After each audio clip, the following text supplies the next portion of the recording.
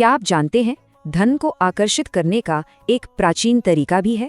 चलिए इसे समझते हैं देवदत्त पटनायक के नजरिए से। अक्सर सुनने में आता है कि लक्ष्मी और सरस्वती मतलब धन और ज्ञान एक साथ नहीं रह सकते, पर क्या ये सच है? तो सवाल ये है कि हम लक्ष्मी को प्यार से बुलाने की बजाय उन्हें अपने जीवन से दूर क्यों भगा रहे हैं? और इसी वजह से एक अजीब कश्मकश पैदा होती है। हम पैसा तो चाहते हैं, पर मनी माइंडेड कहलाना नहीं चाहते। तो दौलत पाने का पहला तरीका क्या है?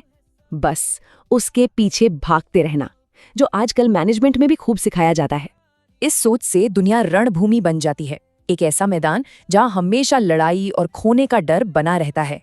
मतलब जब आप धन का पीछा करते हैं तो दुनिया एक किले जैसी हो जाती है जिसकी हमेशा रक्षा करनी पड़ती है। तो भारतीय नजरिया एक दूसरा रास्ता सुझाता है, धन का पीछा करने के बजाय उसे आकर्षित करना सीखें। ये विष्णु का तरीका है, वो लक्ष्मी का पीछा नहीं करते, लक्ष्मी खुद उनकी ओर खींची चली आती हैं।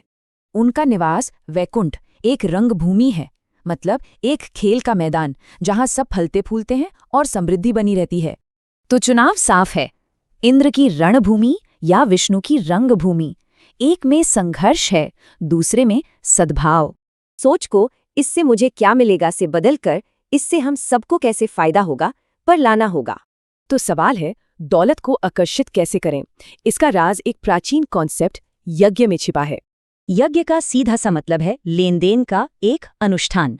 जो आपको चाहिए उसे पाने के लिए पहले कुछ देना होगा। इस यज्ञ को आज के बिजनेस मॉडल में भी देख सकते हैं।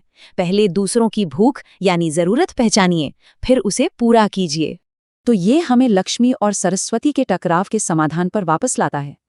समाधान उनके संगम में है, और इसी संगम को कहते हैं विद्या लक्ष्मी, यानी दौलत को बनाए रखने और बढ़ाने का ज्ञान। लक्ष्मी को चंचल कहा गया है। दौलत जब घूमती रहती है तभी वैल्यू बनाती है, जमा करने से नहीं। तो चुनाव आपके हाथ में है, इंद्र की तरह दौलत का पीछा करना या विष्णु की तरह उसे आकर्षित करना।